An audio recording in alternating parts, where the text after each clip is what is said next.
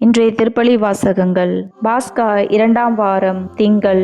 முதல் வாசகம். அனைவரும் தூய ஆவியால் ஆட்கொள்ளப்பட்டவர்களாய் கடவுளின் வார்த்தைகளை துணிவுடன் எடுத்து கூறினர். திருத்தூதர் பணிகள் நூலிலிருந்து வாசகம். அதிகாரம் 4, இறை வார்த்தைகள் 23 முதல் 31 முடிய. அந்நாள்களில் விடுதலை பெற்ற சீடர்கள் தங்களை சேர்ந்தவர்களிடம் வந்து தலைமை குருக்களும் மூப்பர்களும் தங்களுக்கு கூறிய யாவற்றையும் அறிவித்தார்கள். இவற்றை கேட்ட யாவரும் ஒரே மனத்துடன் தங்கள் குரலை கடவுள் பால் எழுப்பி பின் வருமாறு மன்றாடினர்.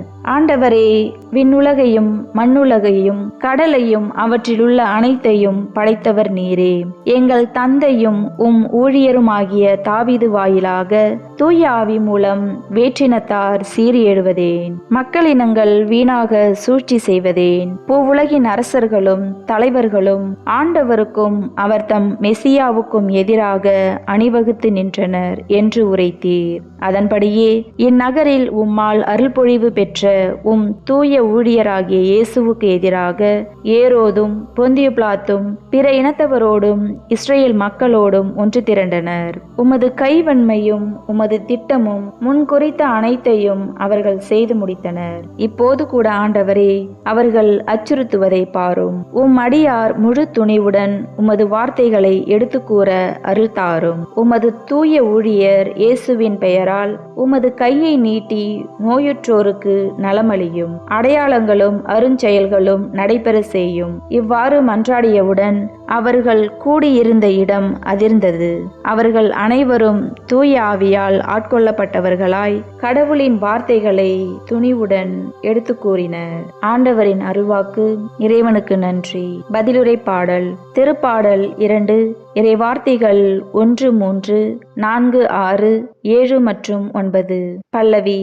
ஆண்டவரே, உம்மிடம் அடைக்கலம் புகுவோர் அனைவரும் பேறு பெற்றோர். வேற்றினத்தார் சீறி எழுவதேன். மக்களினங்கள் வீணாக சூழ்ச்சி செய்வதேன். ஆண்டவருக்கும் அவர் தம் அருள்பொழிவு பெற்றவருக்கும் எதிராக பூவுலகின் அரசர்கள் அணிவகுத்து நிற்கின்றார்கள். ஆள்வோர் ஒன்று கூடி சதி செய்கின்றார்கள். அவர்கள் பூட்டிய தலைகளை தகர்ப்போம், அவர்கள் வைத்த கண்ணிகளை நம்மிடமிருந்து அறுத்தெறிவோம் என்கின்றார்கள். பல்லவி. ஆண்டவரே, உம்மிடம் அடைக்கலம் புகுவோர் அனைவரும் பேறு பெற்றோர். விண்ணுலகில் வீற்றிருப்பவர் எள்ளி நகைக்கின்றார். என் தலைவர் அவர்களை பார்த்து ஏளனம் செய்கின்றார். அவர் சினமுற்று அவர்களை மிரட்டுகின்றார். கடுஞ்சினத்தால் அவர்களை கலங்கடிக்கின்றார். என் திருமலையாகிய சீயோனில் நானே என் அரசரை திருநிலைப்படுத்தினேன். பல்லவி. ஆண்டவரே, உம்மிடம் அடைக்கலம் புகுவோர் அனைவரும் பேறு பெற்றோர். ஆண்டவர் ஆணையிட்டு உரைத்ததை நான் அறிவிக்கின்றேன். நீர் என் மைந்தர். இன்று நான் உம்மை பெற்றெடுத்தேன். நீர் விரும்புவதை என்னிடம் கேளும். பிற நாடுகளை உமக்கு உரிமை சொத்தாக்குவேன். பூவுலகை அதன் கடையெல்லை வரை உமக்கு உடைமையாக்குவேன். இருப்புக்கோளால் நீர் அவர்களை தாக்குவீர். குயவன் களத்தை போல அவர்களை நொறுக்குவீர். பல்லவி. ஆண்டவரே, உம்மிடம் அடைக்கலம் புகுவோர் அனைவரும் பேறு பெற்றோர். நற்செய்திக்கு முன் வாழ்த்தொலி. அல்லேலுயா, அல்லேலுயா. நீங்கள் கிறிஸ்துவோடு உயிர் பெற்று எழுந்தவர்களானால் மேலுலகு சார்ந்தவற்றை நாடுங்கள். அங்கு கிறிஸ்து கடவுளின் வலப்பக்கத்தில் அமர்ந்திருக்கிறார். அல்லேலுயா, அல்லேலுயா. நற்செய்தி வாசகம். மறுபடியும் பிறந்தால் அன்றி எவரும் இறையாட்சியை காண இயலாது. யோவான் எழுதிய தூய நற்செய்தியிலிருந்து வாசகம். அதிகாரம் 3, இறை வார்த்தைகள் 1 முதல் 8 முடிய. அக்காலத்தில் பரிசேயர் ஒருவர் இருந்தார். அவர் பெயர் நிக்கோதேம். அவர் யூத தலைவர்களுள் ஒருவர். அவர் ஓர் இரவில் இயேசுவிடம் வந்து, ரபி, நீர் கடவுளிடமிருந்து வந்த போதகர் என்பதை நாங்கள் அறிவோம்.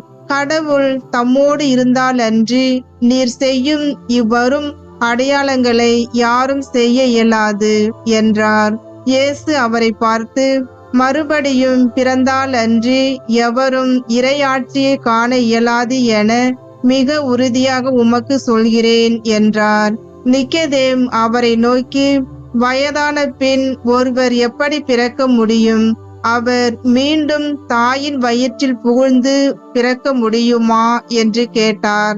இயேசு அவரை பார்த்து, ஒருவர் தண்ணீராலும் தூய ஆவியாலும் பிறந்தாலன்றி இறையாட்சிக்கு உட்பட இயலாது என்று மிக உறுதியாக உமக்கு சொல்கிறேன். மனிதரால் பிறப்பவர் மனித இயல்பை உடையவர், தூய ஆவியால் பிறப்பவர் தூய ஆவியின் இயல்பை உடையவர். நீங்கள் மறுபடியும் பிறக்க வேண்டும் என்று நான் உமக்கு கூறியது பற்றி நீர் வியப்படைய வேண்டாம். காற்று விரும்பிய திசையில் வீசுகிறது, அதன் ஓசை உமக்கு கேட்கிறது, ஆனால் அது எங்கிருந்து வருகிறது என்றும் எங்கு செல்கிறது என்றும் உமக்கு தெரியாது. தூய ஆவியால் பிறந்த அனைவருக்கும் இது பொருந்தும் என்றார். ஆண்டவரின் அருள்வாக்கு. கிறிஸ்துவே உமக்கு புகழ்.